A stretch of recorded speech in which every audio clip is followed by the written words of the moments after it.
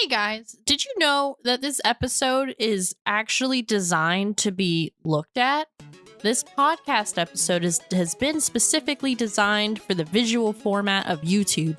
So we have the YouTube link for you down below, but that's not going to stop me from you non-visual folks who want to listen to the podcast the old-fashioned way. You can still listen to it. There just might be moments where, we're looking at stuff. So keep that in mind. But enjoy the episode and be safe, don't die, and badoo.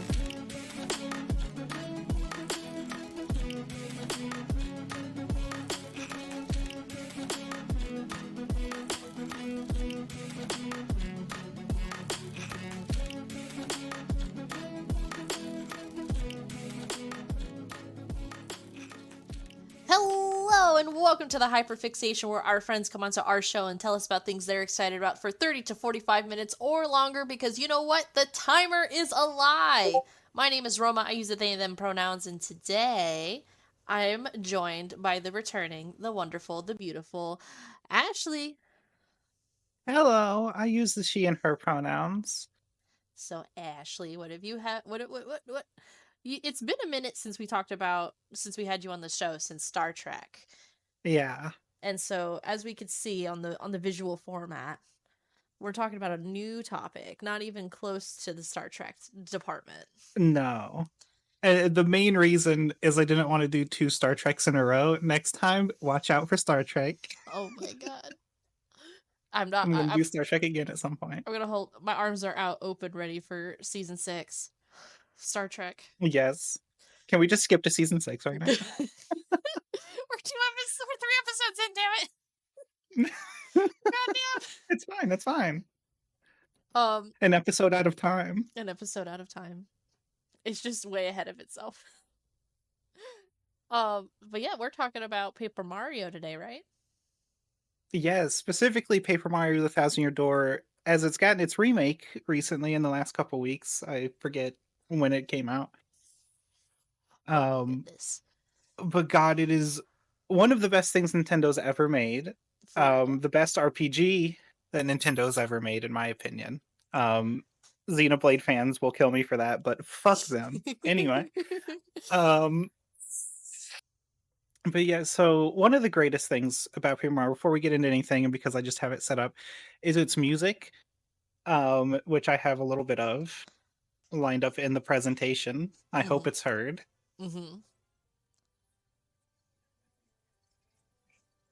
I can't hear it. You can't hear it? No. Fuck.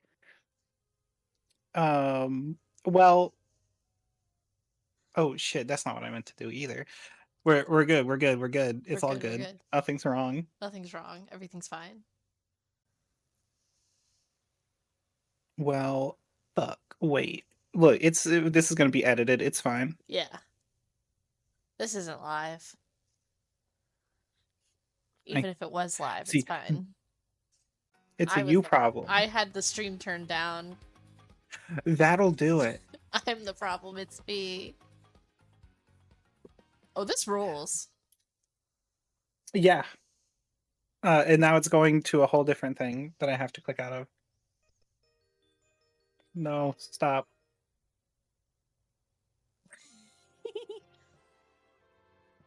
Oh, this rules.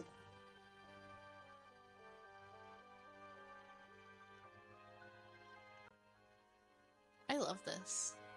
Oh, I was gonna say, why does it look funky on your end? It's because of green screens, and there's a green mound in the middle of this image. Oh my god, I can turn that off. Oh well. Oh well. No, it's scuffed, and it's meant to be scuffed because it's scuffed. I never wanted to be scuffed. This is what God intended. Oh, you know what's funny? If I take away the green screen on one, it takes away the green screen on yours VTuber model. Gotta love it. So the scuff will stay. Wait, so if you've turned it up now, we can just pretend like nothing ever happened and listen to it now. I'm listening to it for the first time, and it is so fucking rad. Sound design in games is incredible. Oh! Yeah, you weren't expecting it. I wasn't expecting the funky jams. Do you think they'll have like a rhythm game for Paper Mario's soundtrack, just like they do for Final God, I'd Fantasy? love it. I want it so bad. We'll get it in a couple years. God, the green screen element is going to be very funny when if I need to bring up anything in the game because there's so much green in the game. Let me see if I can Anyway, fix this. Oh god. nah, it's fine. It'll be scuffed and it'll be fine. But yeah, so Paper Mario was fucking great, and so the Thousand Year Door follow up to the original Paper Mario 64, which I don't think is as interesting as the Thousand Year Door, but is just as good of a game. But I grew up playing Thousand Year Door. It's gonna forever be my favorite. I cannot listen to this banging soundtrack while trying to speak. Yeah, so the first three Paper Mario games come out. There's the original 64, which they're turn-based battlers where every time you their gimmick, not only in being paper-like, is that when you go to do an attack, you can do an extra input to do extra damage or, get extra things done, whatever. So it's a bit more interactive than, say, the old Final Fantasy games where you just kind of push a button and the numbers go down. Yeah. Which it's what makes me love this game, because I cannot play any RPG where it's just press the button and number go down, and my brain does not care about it. So when I was growing up, I had a GameCube, got this game, became one of the best games of all time, obviously. And one of its charming bits is its entire story and how it portrays the Mushroom Kingdom in such a unique way compared to everything else. Exemplified by this intro sequence of how we get into this mess.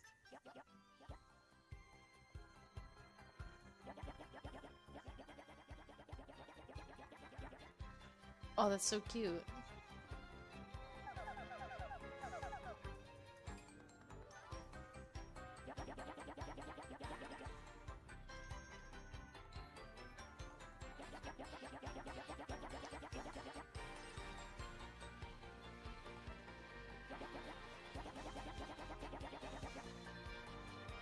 Oh my gosh. Way to out yourself.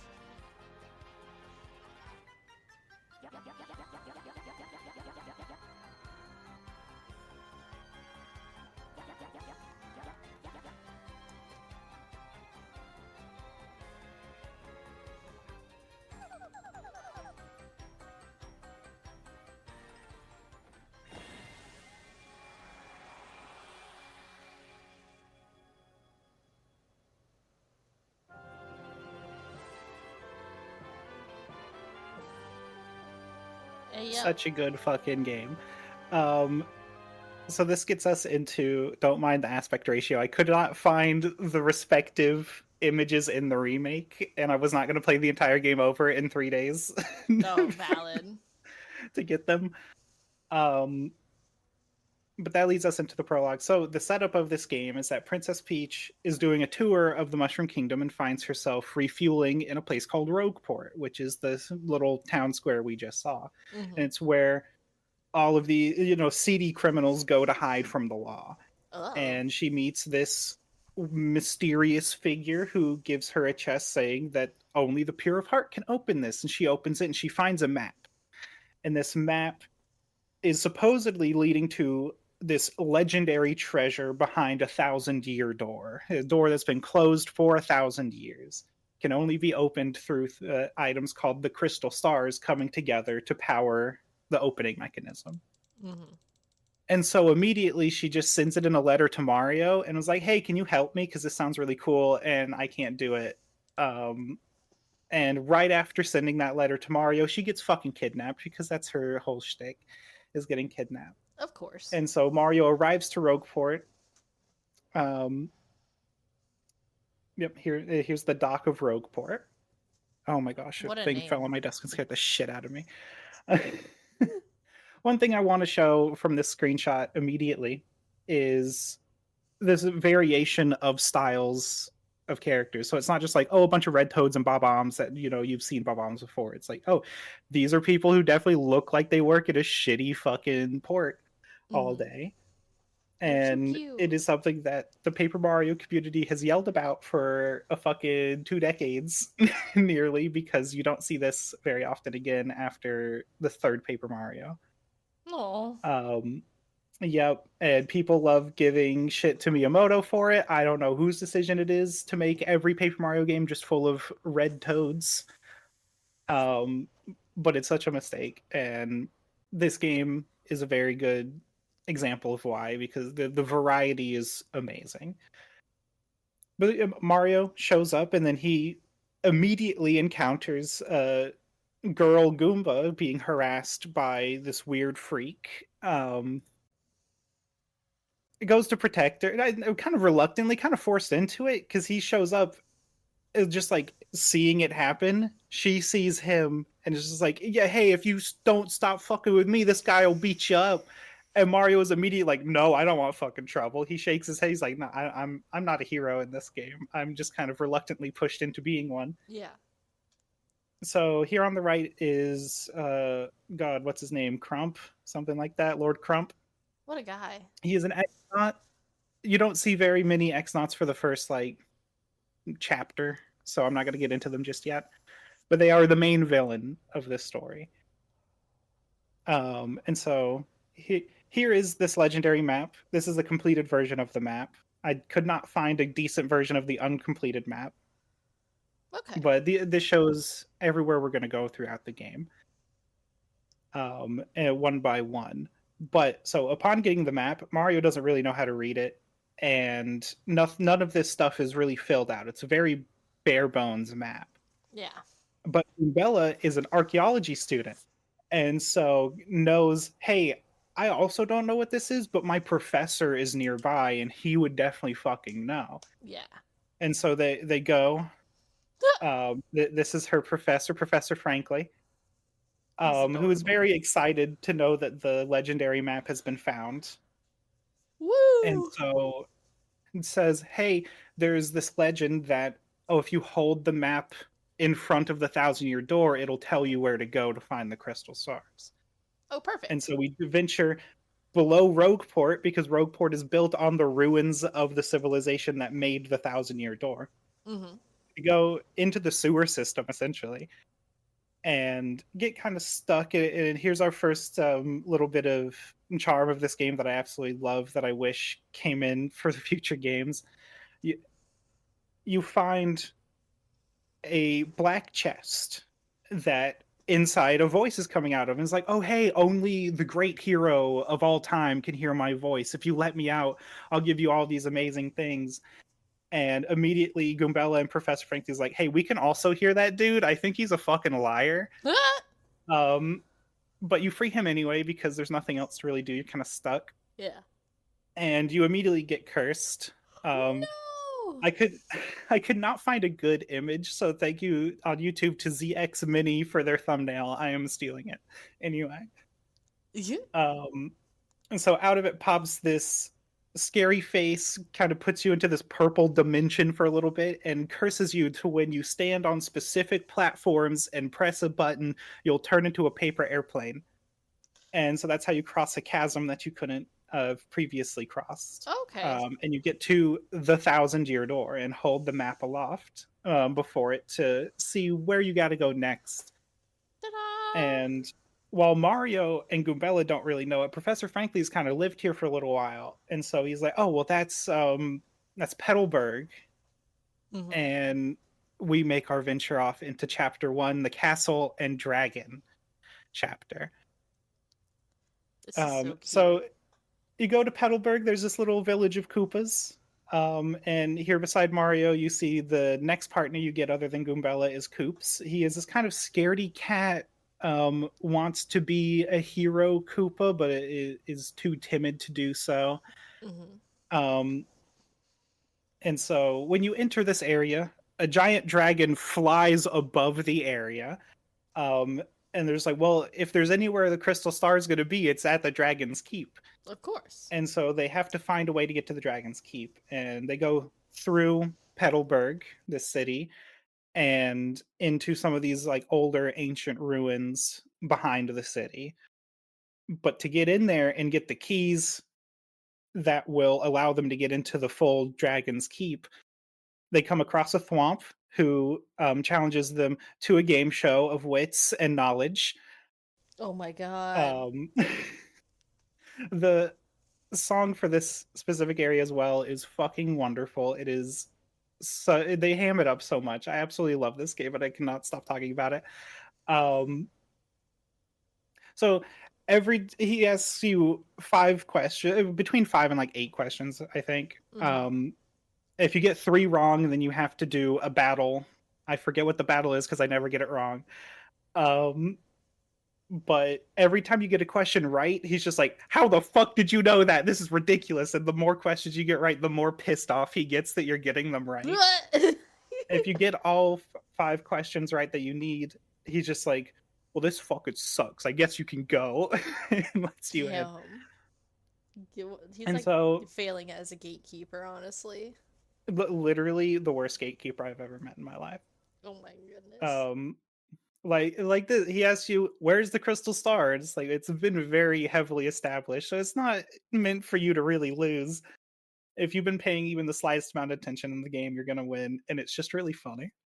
It's adorable. Uh, Also, while we're at this screenshot, can we talk about the lighting in this remake? It is fucking gorgeous. I love how everything looks in this game.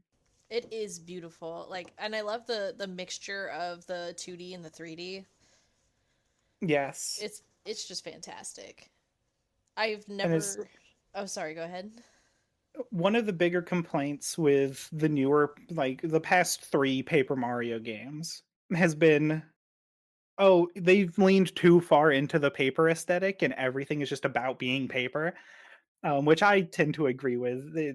It's fun, but Paper Mario was more, oh, hey, what about an RPG that looks like it's made out of paper rather than, oh, an RPG about paper?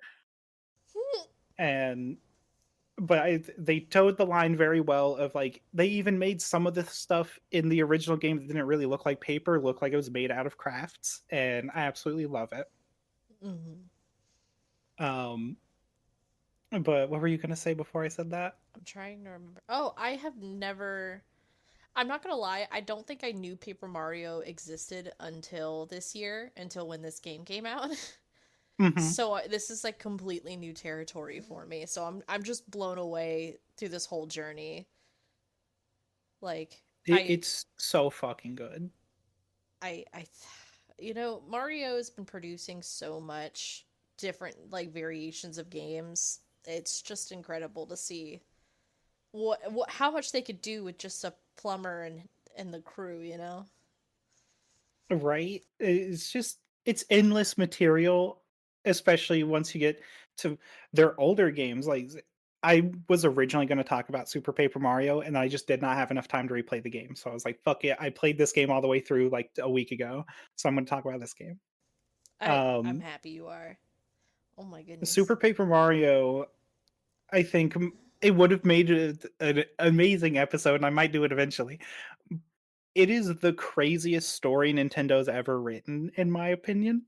Mhm. Um, Thousand Year Door coming at like the middle of the road kind of craziness. It is just much more zany and cartoony. Anyway, to get back onto Thousand Year Door. So once you get through the thwomp, you go into this like sewer system. You have a fight with some fuzzies. I didn't get any screenshots of that because I wanted to just get to the parts that I absolutely love about this game. Oh no, absolutely. Um, but you get the keys to the keep in there, and on your way to the keep, Coops officially joins you then. So you don't have Coops until after the Thwomp encounter. Um, and he joins you because his father went to fight Hooktail, the dragon, and just never came back. So he fears that, like, oh, his dad is dead, and he wants to go avenge his dad. Mhm. And become in that process a little bit more like his dad, a more strong, outgoing, brave personality, as opposed to Coop's kind of introverted, timid personality. And there's an amazing moment when he joins you where his girlfriend, Koopy Koo, um, comes out and is just like, hey, you don't need to prove yourself like this. I love you anyway. You're a great person. Just don't go and get yourself killed. And he's like, I absolutely understand what you're saying, but like I'm doing this for me. Like I need to be a different person for myself. No. And so you head off to Hooktail Castle. This castle is just filled with dry bones, the skeletons of Koopas Dry long past. bones. Um, Most of them don't wake up. They're just actual dead Koopas, and Oh they no. don't try to fight you. A lot of them do get up and try to fight you, but one of the ones that does not get up is this one right here, wearing these blue boots, which is the boots his Koops' father wore. Oh no. And the skeleton was clutching a piece of paper that is a note to his son. And I have the text here. I came to this castle to destroy Hooktail, but I am stuck and can go no further. So in this letter I shall note Hooktail's weakness for those who follow. The dread Hooktail cannot tolerate creatures that begin with. Oh wait, this is on the screenshot. They change it in the remake. I don't know why they changed it in the remake. In the original, it's creatures that begin with CR and end with ICKET. Hidden Ayo. somewhere in this castle is an item related to Hooktail's weakness. If one is to have any hope of defeating Hooktail, one must first find this item. One last thing. If faced with ultimate doom, that fiend will use any trick to save itself. If you hope to defeat it, do not give in to your kinder nature and fall for its tricks. Alas, I do not have the strength to continue writing. Already mist veils my eyes. My last words to my son, Colorado. I love you, and I'm proud of who you become. And Coops reads that, thinking it's his dad, and then gets to Colorado and is like, oh, well, I guess I wasn't my dad, and kind of gets over it. Oh my For the god. people that play the original Paper Mario, Colorado is just a different character from the original game, and we now know his dad just dies in the sequel. He's No. never fucking found. No. Yeah. Oh my Um, goodness. so going for I didn't mention this at the beginning. I'm only going up to chapter 5 for a couple reasons. One, I don't think we have time to do the entire game. Okay. And two, that's the last time a partner gets introduced. Okay. So that kind of like covers the majority of things you'll like. And if you like what you hear, people listening, go play the game. Go play it. And so you continue through this castle, and you meet a mysterious character called Miss Mouse, who is this badge thief who just you meet a few times across the game, and every time she's quite a flirt. I fucking love her. Ends up kissing Mario multiple times. Mario gets a lot of babes in this game. Almost every woman in this game is just like, wow, that burly hunk of Mario. I want Oh some yeah. of that. Give me some of that Um 2D plumber. Let's go. Literally is just unable to not get bitches. It's great. What a curse. Oh my But yeah, so goodness. Miss Mouse comes in just about every chapter, every other chapter, um, to fuck with Mario. It's great. Eventually at the end of the game you can get her as a partner. And this is like post game. So like you beat the game and you come back and you can get her as a partner. She's the most useless partner in all time. Um, but I fucking love her. We love ourselves some useless bitches, honestly. But in this area you also get a new ability, which is you get another black crate and he curses you again by feeding you all this bullshit about being the chosen one, and the only person who could hear the person in the chest is the chosen one. And you let him go and you get the ability to turn sideways so you can walk through bars. Nice. Amazing ability. So you use that ability and your smarts to puzzle through the castle, eventually getting to Hooktail the dragon. Hey, Fucking yo. huge. Fucking love Hooktail. I love the lighting. Um, Let's go. this is such a gorgeous bit. Also, this also shows. Actually, I think I'm in front of it. But Coop's down there in the bottom left corner. In the original game, none of the partners had back sprites, so he would just be like facing the camera while this dragon was yelling at them. But now he's actually looking at the dragon. He's interested. Mm-hmm. Oh, Um, that's but yeah, insane. so in this castle as well, you find a badge, which is you put them on to gain new abilities. Most of them are either they up your attack or your defense, or they give you a new kind of attack that like pierces through defense or whatever. This one changes how your attacks sound. In the original game, it makes them sound like a cricket. In the remake, it makes them sound like a frog because that's what Hooktail doesn't like. And so every time you hit Hooktail, their stomach gets upset because they ate either a cricket or a frog that made their stomach upset. And so now whenever they hear it, they're like, ooh, gross. I hate it. But once Oh. you get to nearly defeating Hooktail, she'll resort to trying to get you to be, be tricked into getting a cheap shot at you. At first, being like, "Hey, I'll give you all of this money. It's right here in my like front foot here. If you'll just come over." And if you go over to try to get the money, she just stomps on you, getting an extra cheap. But if you say no, she'll try to continue to convince you. The best one is saying, "Hey, don't you want to smell my feet? They're great." This Oh. game's fucking freaky. What a freak. Oh my Maybe just a quick goodness. sniff. That's disgusting. Disgusting. No shame. But if you can muster all of your strength to not smell her amazing feet, then you beat her, and she throws up not only the crystal star, which she's eaten for some reason, but Koops' father. Koops' father is alive. Oh Um, my god. and Koops continues to want to go on adventures with you despite now having found his father. He's just like, well, there's more at play than just my father now. So it's like, I gotta go and continue to be a hero with Mario. The hero. And so the heroes go back to Rogueport, hold the map up to the Thousand Year Door again, and find out the next place they have to go. Leading us to chapter 2, the Great Bogley Tree. What a name. So you go to Bogley Woods. Um, this place is fucking gorgeous. Get ready. I'm ready. Oh my Look goodness. at this fucking place.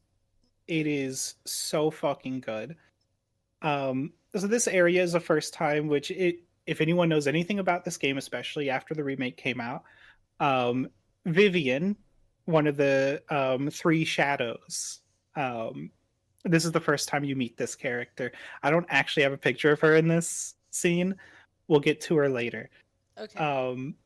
But there is a group called the Three Shadows, and Vivian is one of those, along with, oh god, I can't remember her names, but there's Beldam and some other bitch who never actually speaks words. She just goes "Bleh," and never any words. Um, but this is the first time you meet them, and they're hunting Mario, but they don't know what he looks like, so they were given a picture of him, which they've lost. And Nice. so they blame it on Vivian. Vivian gets all of the bullying in the world. It fucking sucks because she's amazing. Oh. Um, but so she's like being blamed for this, and now not only is being blamed for this unjustly because she didn't lose it. This necklace that she found is taken away from her, which she loved this necklace, No. and so she's just like crying the entire time. No. But you go past them, you just walk right past them because they have no idea who you are yet, and That's you get funny. to the Great Bogley. Oh, excuse me, I burped. The Great Bogley Tree. Um, again, fucking gorgeous area. This is not Beautiful. by any means the most interesting chapter of them all. Absolutely beautiful. But you Very can see beautiful. there's this um what do I call it? This is like door here that does not look like it is part of the tree very clearly, and it is originally locked when you get here. Mm-hmm. So you have to go. There's another character here. They tell you that there's a secret entrance somewhere, but you need a special ability to find it. And he thinks, oh well, the only person that might be able to do this is Miss Flurry, another character. And Mm-hmm. there's like a brief cutscene of her being like, "Oh yeah, I need to go out more. It's been nice living in this kind of secluded area, but I live for the stage." She's a performer. Mm-hmm. Um, but she can't actually leave yet because she's lost her necklace. And she can't be seen without her necklace. So when Mario and gang go and ask her for help, she's just like, "Well, I can't help you because I've lost this necklace that is so valuable to me. That if seen without it would ruin my image." Oh God, not her image. But you remember where you've heard someone's found a necklace recently, and so you go and battle the three shadows. Mm-hmm. You get the necklace, you bring it back to Flurry, and there is. Do I did I get the? Yeah, there we go. I just have it on the wrong order. But you give it to Flurry, and she comes out like this, looking hot as fuck, and kisses Mario immediately, Of course, because nobody can resist his charms. nobody can resist Mario. Never. Um, and so she comes out and she blows away a fake wall that was covering the secret entrance. You can tell it's a secret entrance because it says it with blinking lights. And so you get to see the inside of the Boggly Tree, at this point filled with X-Nauts, like I said earlier, is the game's main villain. You don't know too much about them yet, but they are clearly looking for the crystal stars with you as well. And they're not Mario, so they're bad, so you got to beat them up. Beat him Um, up, beat him up. the sad thing for the rest of this chapter, I do not find the story very interesting. It's really just setting up that the X-Nauts are the bad guys. So we're gonna go straight to chapter 3 because it is way more interesting. Chapter 3, let's go. Chapter 3 is my Chapter lucky 3 number. of Glitz and Glory. So My new the album. next the next stop that the map tells us to go to is a place called Glitzville. To get there, it is a city in the sky, so you have to take a blimp. And not just anyone can get a ticket to this blimp. You have to be connected to the CD Underworld in Rogueport. So we have to get to Don Pianta. What a guy. So there's just the mafia. So after figuring out how to get into a meeting with Don Pianta, which is a lot of like knowing secret passwords and doing things for unscrupulous people, you get to meet him. And he's like, I would be in a much more agreeable mood to help this random person who's walked into my office for no fucking reason other than to ask me for a favor. Mm-hmm. If you would go and find my daughter who's run off with one of my goons to get married. Gasp. And so you find them at the beginning of the game where you came in through the port getting ready to leave. And they are immediately like, "No, we're not going back. We have to run off and get married together." But the goon that she's running off with feels really bad about it and doesn't just want to leave the Dawn. So eventually, when you come back to report on where you found them so that they can go and, I guess, force them back, because Mario does not give a shit, apparently, about love. Nope. They come back and say that they're not going to leave and that they don't want to do anything that's going to hurt the Dawn. And he nearly breaks down crying, being like, "You know what? Whatever you two do, just fucking do it and get out of here." And so they run off and get married. And So in doing sweet. that, he's like, "Well, at least you've let me get some closure. Here's a ticket to the blimp to get to Glitzville." And so this is another part of like, I fucking love how this game looks. Look at all the partners sitting there in the blimp, just flying through the sky on their way to Glitzville. So Glitzville is my favorite chapter in the entire game. It is wrestling. Um, Wrestling. it's wrestling. It's Wrestling. fucking great. I love Um, that.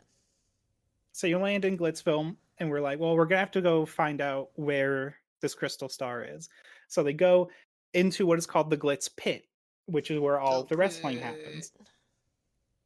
And you see this guy, Rock Hawk, jumping up on stage onto the arena with a star on his belt.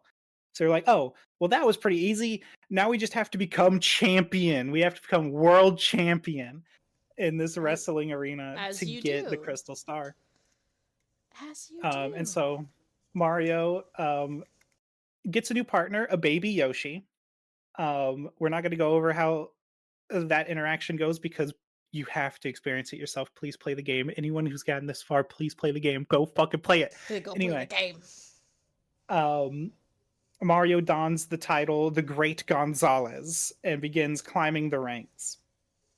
And about halfway through, you start getting these cryptic messages from a person who only calls themselves X, saying that, like, hey, there's some weird things happening here. And you start noticing a couple of the other wrestlers start go missing. And they're kind of just like going around, finding all these clues of what's happening, not really sure, but continuing to climb the ranks. You also find out that the star on Rockhawk's belt is a fake. So you're just like, oh well, we kind of lost the trail, but we're still going to become world champions because there's nothing else to do here, other than to do that. But you eventually find out that the the boss of the wrestling arena, he's been draining wrestlers of their essence to make himself forever young. And that's where all of these people have been going missing. They've had their entire energy drained to feed the CEO. I mean, that sounds right. Yeah, so once you become champion, you can break into this CEO's office and find the blueprints for this machine that drains people of all of their essence. And as you figure that out, and it's like, oh, hey, the crystal star powers this machine, so we got to go shut that down anyway. So it's like a win-win for us. We're like doing a good thing and getting our reward. Yeah. He finds you. He comes back into his office and is like, oh shit, you found me out. Let me go charge myself up in this machine to about 5 times my size and kill you and drain your energy to make myself forever young. Oh my. But I love Also, the art. people who know this game know I'm skipping a ton of the story here. I have 3 more chapters to go through. Give me a break. So yeah, you fight him, and one of the original world champions, who I guess it's implied he was the first one to be drained, um, gets like shot out of the crystal star. And so like this original world champion is now just like back into the world. So, very fucked up that he was just stuck in a crystal star for who knows how long. No food, no water, just star. Yeah, being drained forever of their energy. How powerful was he? If he was the star power, he's got some serious This guy, if I didn't play the game before, I think my first playthrough is like, this is where I got stuck the first time. He's got a lot of power from this original world champion. Hey yo. But anyway, you beat him, and he no longer runs the glitz pit. He his like secretary takes over. And at the end of the game, you can come back and do the climbing through the ranks again at the end of the game with all of the powers and stuff you've gained from the rest of the game, which is really fun. I like that they did that. I love that replayability. But now we can get into chapter 4, which is where we finally get to talk about Vivian. Let's fucking go. So, for pigs, the bell tolls. That's quite the name. So, you go to a town.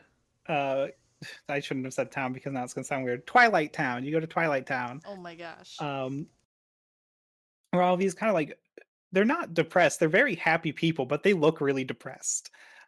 People reside. And when you get there, there is this horrible curse being thrown onto the land, where every time a bell tolls in the the bell tower, one of the residents turns into a pig. That's horrifying. And so Mario's mission is now to like go and find out and stop what's doing this before everyone's a fucking pig. We can't have the whole town be cops. Sorry. Exactly.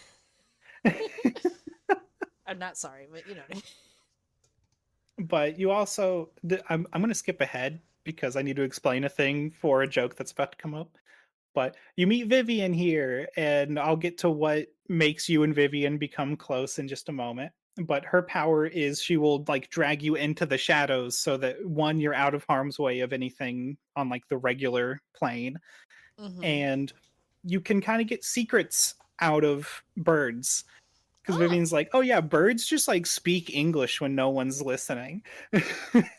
Like if you try to speak to the birds regularly, they're just cawing at you. But you go into the shadows and they say things like, when will people wake up and realize that environmental problems won't just go away? What? Oh my No kidding. Air god. pollution, global warming, acid rain, the ozone layer depletion. They didn't start on their own, and they aren't going to end on their own either. That's We insane. love woke crows. Woke crows. That's gonna be me when I'm Um, old. yeah, but I just don't see a solution at this rate of global consumption habits. It's so fucking good. I mean, they're right. They're so right.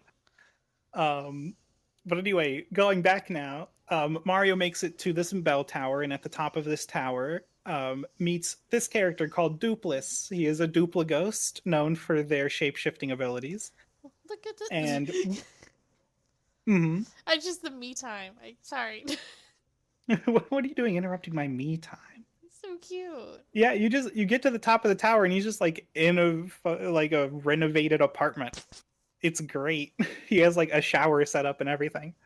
Oh my god. Um, but you fight him, and in like the middle of the battle, he turns into the shadow version of Mario and starts using your attacks against you. Once you beat him, um, another cutscene plays where the crystal star falls out of him, and it was like, oh, that was really easy. Let's go, Mario. Mario's looking a little weird though. Hmm. And so it's like, oh well, he just must be tired or something. And so the chapter ends, but then Mario leaves the scene, and you're only able to see Shadow Mario. And then you start controlling Shadow Mario and realize that your identity has been stolen.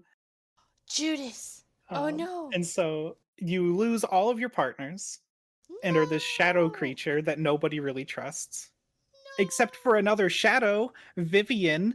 And so No. this is how you get in close with Vivian. Is she's kind of like crying because her sisters are blaming her for another thing that she didn't do, which is losing a super bomb. And once you find it, you give it back to her, and it's broken because it's been dropped and left on the floor for a while. Oh my god. And she's like, well, I don't really want to go back to my sisters because they'll just yell at me, and you've been really nice, so I guess I'm just gonna like stick around with you. Like, and she starts giving like info dumping her lore, which is that she's trans. And she's like, yeah, it took me a really long time to realize that I'm their sister, not their brother. Hell And so yeah. like fully canon trans woman in my Mario game. Let's fucking Trans go. women in my Mario game? Yes, please. Yes. Yes. Yeah, give me more. So Give me more. so um every time you try to enter Twilight Town or exit Twilight Town, Dupless will stop you and be like, you're just a stupid shadow. You're never going to muster up to anything. I'm going to beat the shit out of you every time you come through here. Unless you can guess my name, because their name is their crux. And if you can say their name, they start losing their power. Hey yo. And so every time you come through, you can guess, but the lowercase p is missing from the menu, so you can never actually guess their name. Huh. So you have to go find the letter P in his house that is guarded by traps and learn his name, because you don't learn his name until you find that letter P. Oh You my find god. his you figure out his name because he's locked his parrot in with that letter, who just says his name. Oh my He's god. like, it's like, I get that no one can know his name, but did he really have to lock me in here? Jeez. And so once you get that letter P and learn his name, you can go back, type his name in finally. Finally. What a weird mechanic for this game, that you just can't say the letter P in canon. Mario just doesn't know the letter P until he gets it, I guess. Maybe it was he Um, forgot. I mean, he was yep. kissed by a lot of women, so I would forget letters too. yeah. So But you end up understandable. beating him. You go up to the tower again, where he runs and hides after you say his name. And at first, Vivian's with you throughout this entire thing until you get to that battle where all of Mario's partners say Mario's name again. And she's like, hey, wait, you're Mario? I've been helping out this person I'm supposed to be fighting against this entire time, Oh and no. Oh leaves you for no. a few rounds. Um, and so you have to battle him. You have to battle Dupless alone for a little bit until Vivian comes back and is just like, even though you're Mario and we're supposed to hate you, like you're the only person who's ever been nice to me. So I think I'm just gonna stick with you Oh. instead of go back to my sisters. Oh my goodness. It's so fucking good. That's so cute. I mean, it's not cute that Anyway, mhm. it's not cute that her sisters treat her like that, but it's really cute that she comes back. Yeah, That's so fucking sweet. transphobic bitches. Transphobic bitches. Um, but that's about it for that chapter. You eventually beat Dupless and get your identity back. Um, Later in the game, when you fight the shadows again, now that Vivian's on your side, Dupless joins them and is just like an honorary shadow and doesn't really know what's going on, has kind of lost purpose in his life. Oh my goodness. At least he But found after his home. this, yes, after this, you go back to Thousand Year Door and you find out the next star is on a deserted island. You don't have a boat, so chapter 5, the key to pirates. The Oh first thing you yeah. have to do in this chapter is find someone who has a boat who can take you. Yayo And there's one yayo. person everybody points you to, and that's this fucker on the right named Flavio. Oh my god, that's definitely a One Piece pirate if I've ever seen one. I would Raymond, not be at all surprised don't give if it up, that was Mario. the inspiration. Sorry, I keep over talking over you because I'm excited about pirates and One Piece. We love pirates. Wait, yes, we. Um, so Flavio is like, "Oh, there's a great treasure hidden on this island. All right, you have the map. I have a boat. Let's go." But he gets to his boat and he's like, "Well, I don't really have someone who knows how to pilot a boat." And you kind of figure out that Flavio is kind of a fake. Oh god. Um, but there is someone the other kind of pirates in Rogueport know can definitely pilot a ship, and that is a person by the name of Admiral Bobbery. And so your next mission is to get Admiral Bobbery on team. What a name. I love this Look at man. his mustache. He's so elegant. Oh my god. So once you find out who Admiral Bobbery is and where he is, one, his door's locked and he does not answer it. So you have to fall through his chimney in the back here into his room and be like, hey, help us. Ugh. And the first time you talk to him, he's just like, I don't know any Admiral Bobbery. Sorry, I can't help you. Get out of my fucking house. And you end up figuring, I don't forget how you figure it out because I've just known it for so long now. But you end up talking to the barkeep, um, this bean dude in the back Mm-hmm. of the bar, and he's like, "Oh yeah, Bobbery. A lot of fucked up shit's happened in his life, and he's kind of like not into sailing anymore." And you find out his story is that while he was out sailing, his wife, Scarlett, gets sick and dies while he's out at sea. No. And he always blames himself for that. And so vows to never sail again. No. And once you talk to the barkeep, he's like, I didn't have the nerve to give him this, and gives you an envelope with a letter from Scarlett to Bobbery that she wrote before she died. And he's just like, I never had the nerve to give this to him, but if you do, give this to Bobbery, and hopefully that will help him. Oh. And the note reads, "My love, if you're reading this letter, then I am no longer by your side, because fate has stepped between us. I have No. decided to write you this letter. If you're reading this, I must have passed away while you were out at sea. I can only assume that you will blame yourself for it, my sweet Bobbery. Although my No. life was short, you gave me more than a lifetime's worth of joy. Though you will mourn, I beg that you remember that time, that like time, uh, that time, like love, is a tide. You are one with the sea as you were one with me. Do not lose both your life's loves. Oh. It's so fucking sad that I get tongue tied because I was tearing up. It's so fucking sad. Mario, why you get so real?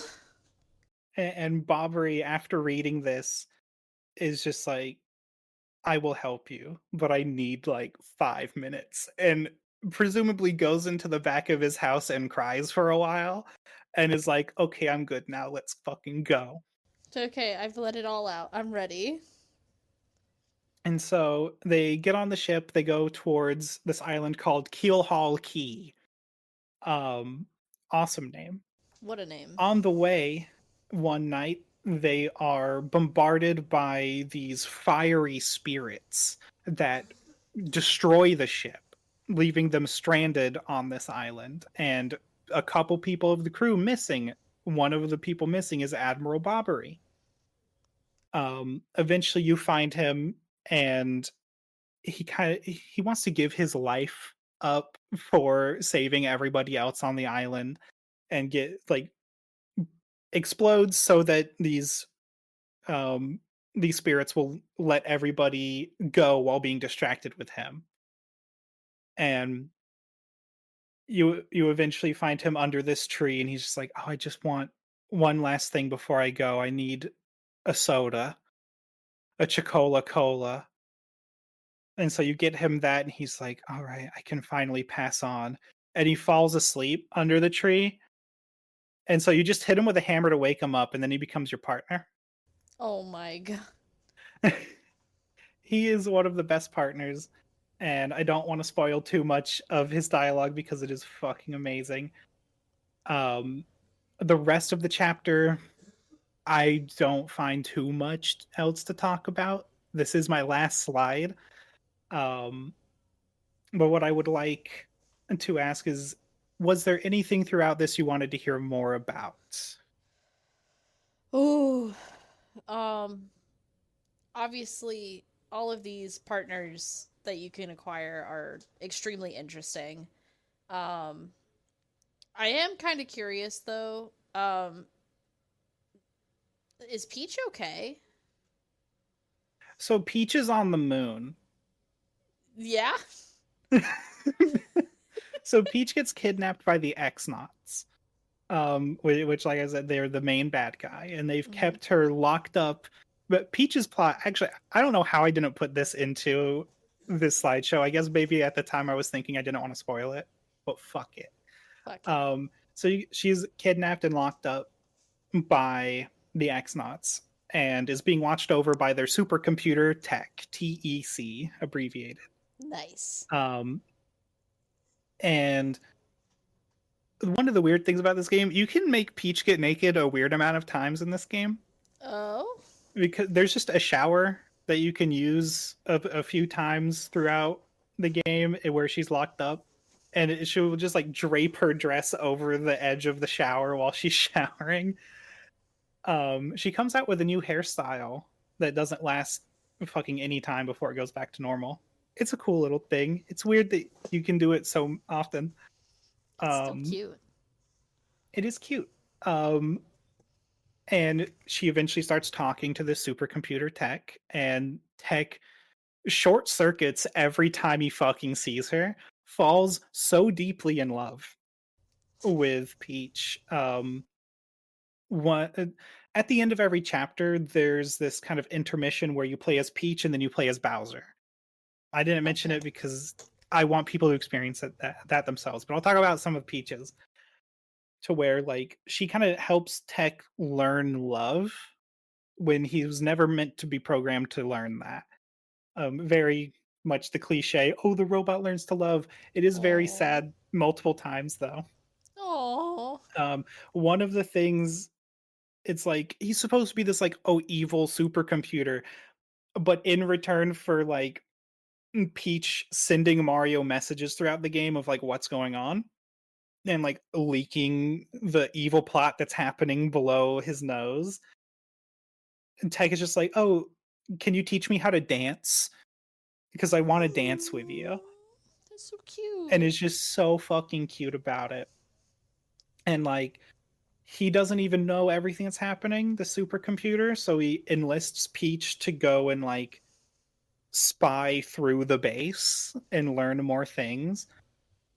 One of it is she has to go and get dressed in an X-Naut uniform. Another instance of she just has to remove all of her clothes for a moment, which is weird, but it's like, okay, whatever, it's happened twice. And then another one's where she gets an invisibility potion that doesn't make her clothes invisible. So she has to walk around the base naked, which is weird. They're just looking for reasons. They just want to talk about They feet any reason. and they want to undress Peach. I want to see that Peach. Literally, it's fucking crazy. But eventually, for the longest time, you don't even know she's on the moon. She learns it very close to when she's taken away from it. Mm. Um, but they, the X-Nauts eventually figure out that Tech has kind of gone rogue and wipe his memory. And like one of the last things he ever says is "I love you" to Peach before he like goes No! offline for a moment before being fully reset. My boy! Um, but there are remnants of his personality left later when Mario goes to the moon. Long story, he gets shot out of a big ass cannon, um, and just lands on the moon. What a Um, guy. see the after chapter 5, or not really after chapter 6, the game goes really fast after that. And that's half the reason I don't want to talk about those chapters is they go by really quickly. Mm-hmm. Um, but yeah, you meet this like Soviet Bob-omb um community who has a giant cannon that they fill with like hundreds of bob-ombs that shoots you to the moon. And you Bruh. eventually get to the room where Tech is stored Doesn't and that you meet him. Hmm. doesn't that kill them? No, they're fine. Okay. They're good. As long as they're fine. Yeah, they don't have like a space helmet either. They're just like walking on the moon. It's great. Goodness. Um, but you eventually find Tech, and a self-destruct sequence is initiated on that moon base where Tech is located. And No. while you're talking to him as Mario, he's just like, "Tell Princess Peach thank you." And once you No. get off of the base, and there's a teleporter on the base, so you can teleport back to Rogueport. Mm-hmm. Um, the moon base just fucking explodes, and Tech No. is presumed dead. Um, No. he gets better. I wish he didn't, honestly. But You wish Tech didn't get better? um, mainly because I think it's such an impactful moment Oh. that to have him come back is like, oh, okay. Well, I mean, they're not supposed to die in the Mario games, right? I mean, Bobbery's wife dies. We never. She was just dead though. She was already dead. She was already dead. You can't do the act of dying in a Mario game. You always Uh, come back. see. I'm trying to think if Super Paper Mario does because they kind of do. Super Paper Mario, like I said, is wild. Um, but so yeah, Peach. Eventually, at the very end of the game, they use Peach as a pure soul for the actual thing that's behind the Thousand-Year Door, which is a huge shadow demon queen who possesses her body and No. uses it to fight against you in the final battle. What the Of course, heck? Mario eventually wins. Um, also, wait, let me get back to one of the slides. So this one, Rogue Fort, whereas did I never actually get? I didn't get. Okay, wait, hold up. I'm loading up the game real quick because I have to show you what Rogueport just looks like. Show me. Show me Rogueport.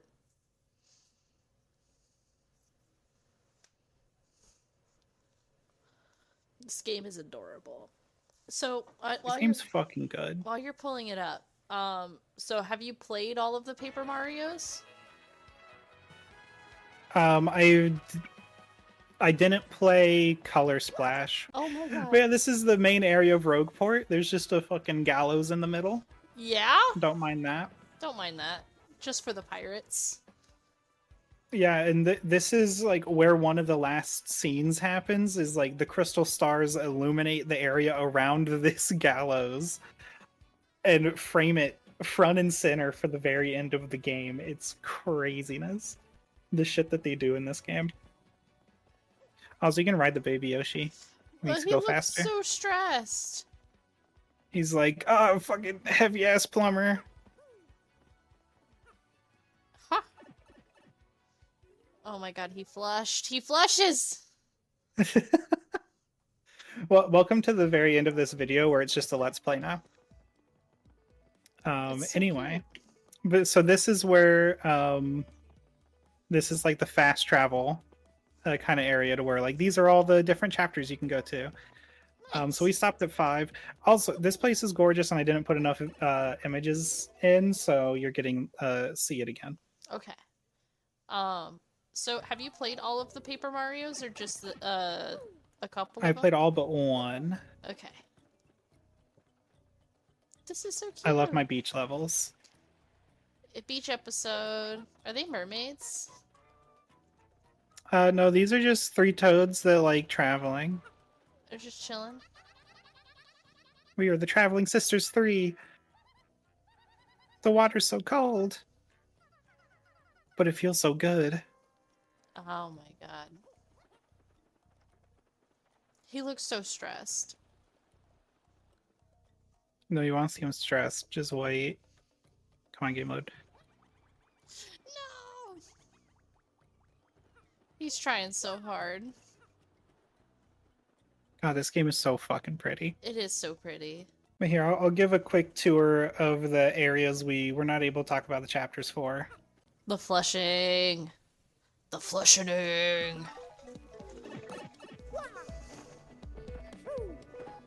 Oh.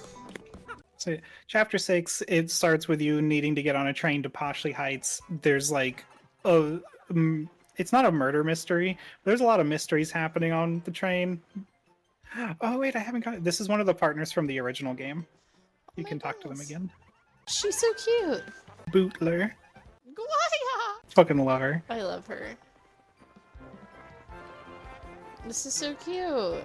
See, this is really the part where you need to go watch on the YouTube version. Oh yeah. I think this place sells spaghetti. And it's just, this is the only place you can get spaghetti. Yeah. Spaghetti. Poshley Heights pasta.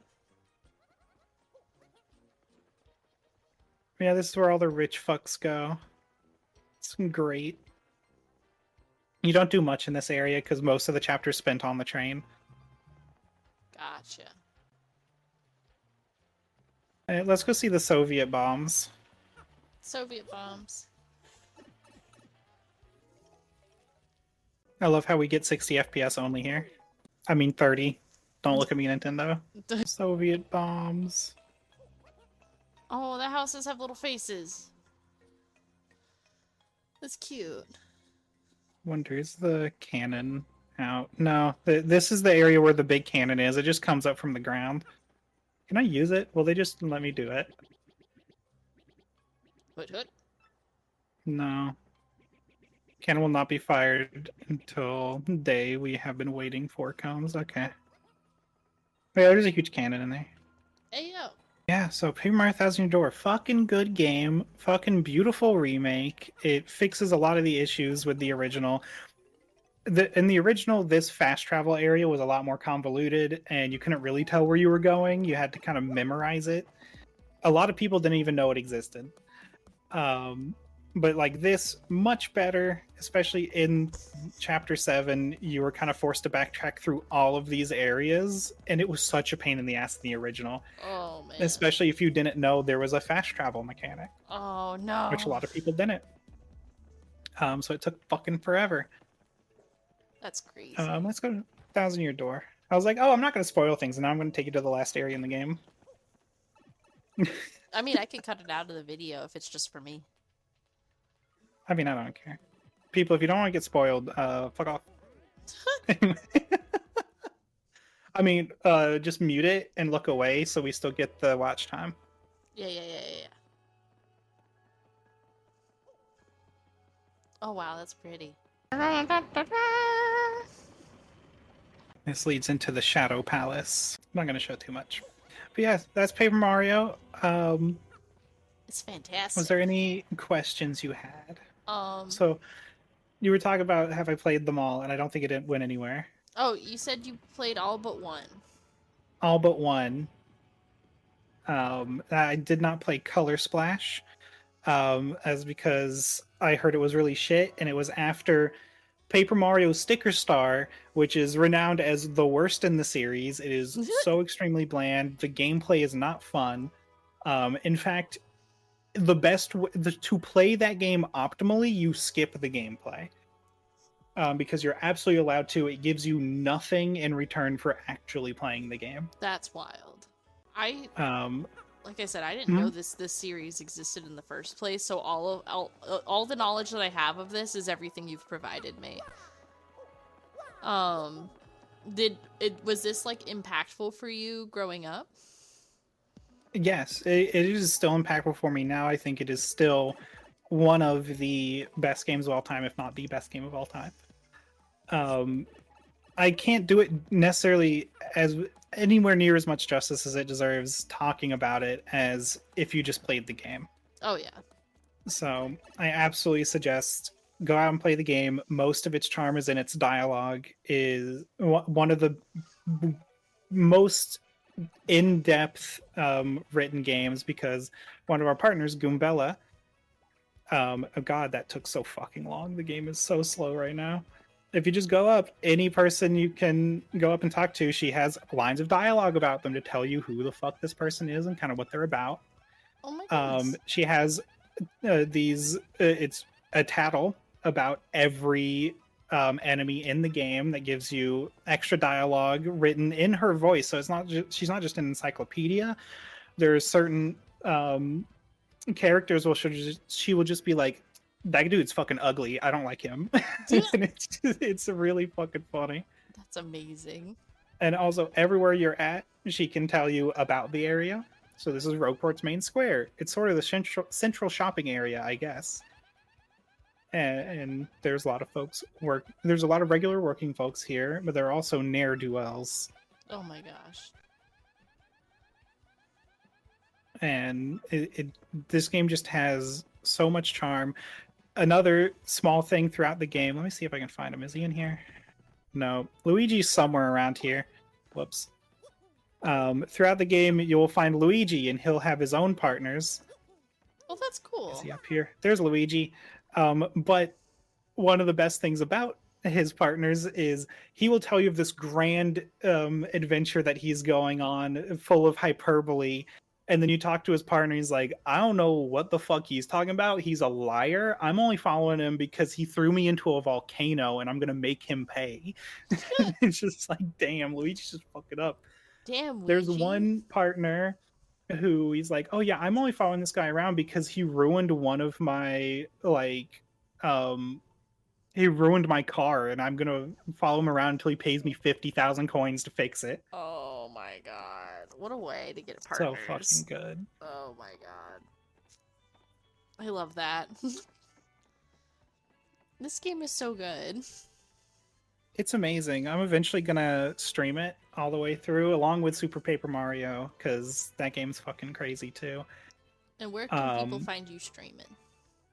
People can find me streaming on Twitch, Mrs. Ashley B, MISSUS Ashley B. If you don't want to type all that out, just type MISSUS Ashley.gay. You can find my website, and it will link you to all of the places I can be found. Fuck like yeah. Twitter, Blue Sky, Twitch, my other podcasts. Fuck yeah. I'm not trying to segue into an ending. I just know that it's just like, while we're here, while we're mentioning it, where can we watch you stream this? It's gonna be a fucking grand time. I've already played through the remake once, and I cannot wait to play through it again. Um, I don't know if I have too much else to say about it without just saying, go fucking play this game, please. Go play the Sell enough game. copies that Nintendo learns their lesson for the past 3 Paper Mario games. If I have any mission in this whole thing. Literally, if they do not make another Paper Mario game in this style, I am going to fucking cry. I will fucking... From what I've heard, it sold so extremely well that they ran out of pre-order copies. Oh, that's good. I guess. Because like some places were just like, people were talking about online, it's like, I can't even place a pre-order anymore because they stopped doing it at like a Walmart and Target. Bruh. So we're presuming they ran out of physical copies to sell. I guess that's a good sign. I suppose. Who is your favorite partner in this game? Well, I'm nothing if not predictable. It is Vivian here. Vivian! She's so fucking cute. She is. Love she truly her. Is. Do you just keep them in your pocket? Yeah.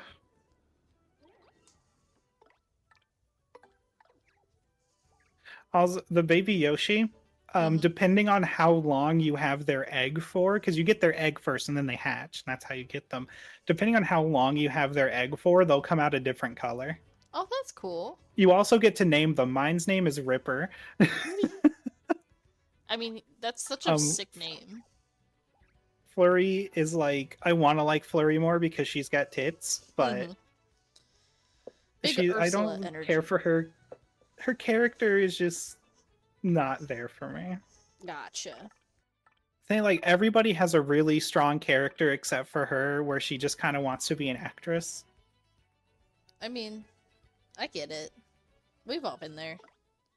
But it's like Goombella is here not only because of just her strong will, but she's like incredibly intelligent, has such a crazy personality, wants to prove herself to Professor Frankly that she's like really good at this whole archaeology thing, and eventually becomes his understudy.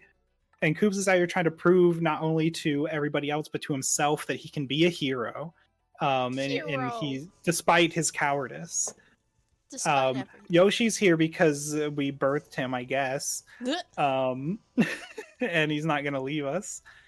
Vivian's here because she finally learned how to love herself and get away from her toxic family. And Bobbery finally got over the depression from losing his wife while at sea and has found his love of the sea again and now sails every day. Look at him go. Unless he's in your pocket. You can throw him and make him explode.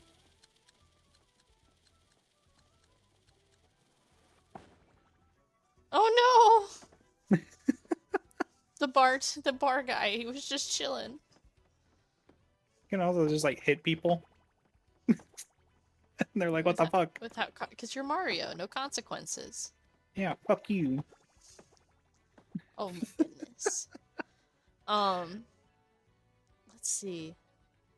I don't know. I know this game's just absolutely incredible. Did you have any like closing thoughts on Paper Mario? In the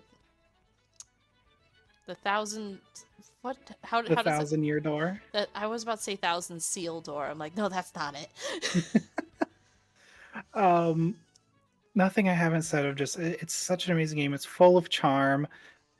There's so much that I didn't get to talk about. Mainly, I don't want to, so that people can figure it out on their own, and that there's just way too much to talk about. It is incredibly dense. The only complaint I have is the last couple of areas go by really quickly, but you can kind of tell that they spent all of their budget at the beginning of the game. And not beginning, like the majority of the game. It's that last quarter. It goes by really quickly. And I wish it didn't. Like that snow area, that town, there's only 2 other screens to that entire area. Like, I wish we could have spent more time in that snowy area. It's beautiful. Do you think they'll have DLC? I don't think so. I think, what I hope is that they'll make another game in this style.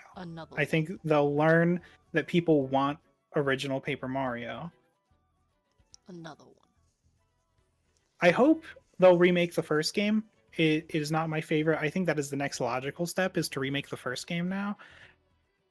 Fingers crossed, remake Super Paper Mario, please. It is such a crazy fucking game. It deserves more of a spotlight. People hated it when it came out because it did not play anything like Thousand Year Door or the original. It's a side scroller, kind of. It's hard to explain fully, but you don't get into turn-based battles. You jump on your enemies to defeat them. It's very different, but its spirit is there in the way that the story is incredibly well written. The characters are extremely fun to experience. And its soul is still there. After Super Paper Mario, it loses its soul, though, which is sad. But maybe we'll get it back now. I want it back. I feel like this is a good place to tie it up, unless you had anything else you wanted to mention. No. No. I think I've covered a lot of what I love about this game. And I'm in love. I need to get my Nintendo Switch and make a purchase when I get my paycheck. And fucking do Write it off on my taxes. Stream it. There you go. Yeah, stream it. I can write it off on my taxes. Well, thank you for coming on the show again. Yeah. I expect to see you next season. Next season. Another Star Trek episode. Just you wait. And just I'm gonna start working on it right now. Fuck yeah. So I know you mentioned your plugs earlier, but do you want to bring in your plugs once more, just for the funsies? Yes. Mrs. Ashley.gay, MISSUS Ashley.gay. That's LEY Ashley. I feel like the other way to write it is just like that's a prick move. Fuck Ashley. That other way. Ashley. But that has all of my links to it. It has my other Mario, wake up. So he fell asleep and started snoring in my ear. How rude. But it has links to my Twitch, my Blue Sky, my Twitter. Also a link to my other podcast, Comic Book Tour Guide, that I do with Jesse, where we just talk about whatever comic books we ended up fascinated by. And while I don't know very much about comics, Jesse does, so I kind of get a tour guide through comics without having to read a single one. It's great. Such a good promo. It's a lot like this, except comics specifically. Specifically comics. Give it a listen. Do it now. After this. Right now. Right now. In a couple minutes when we actually finish. Yeah, right in now. a couple minutes. Watch the full video. If you want to find me on the internet, you can find me at I Appreciate Your Butt at the twitter.com or the TikTok or the Tumblrs or the Blue Sky. If you want to find this podcast as a whole, you can find us at the Hyperfix Pod on Twitter, Tumblr, Blue Sky, and TikTok. Or you could support us on Patreon at patreon.com/the Hyperfixation. You know, for $1, you can get stuff early if you want. Not a bad move. Not a bad move, in my opinion. This whole podcast is thanks to the Moonshot Network, so you can find them at Moonshot Pods on Twitter, Tumblr, and Blue Sky. I almost said SoundCloud. And if you want to watch the podcasters, you can watch them on YouTube or Twitch at Moonshot Network. And I believe that's all the things I have to say. I believe that's everything. Hell yeah, hell yeah. Thank you so much. Be safe, don't die. Drink your water. And Badoo. Play Paper Mario. Play Paper Mario!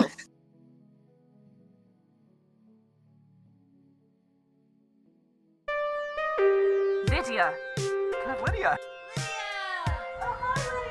The Disappearances of Lydia Fontaine could be a new audio drama coming to the Moonshot Network.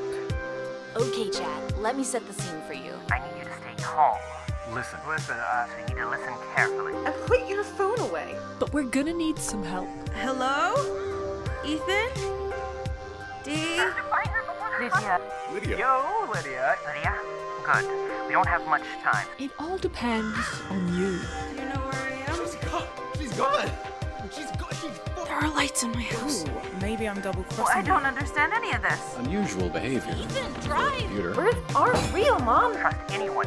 Not your friends, not the police, nobody. People don't just vanish, Ethan. I'll do anything, whatever it takes. Everything you do is being watched. Visit lydiadisappears.com to help us find her.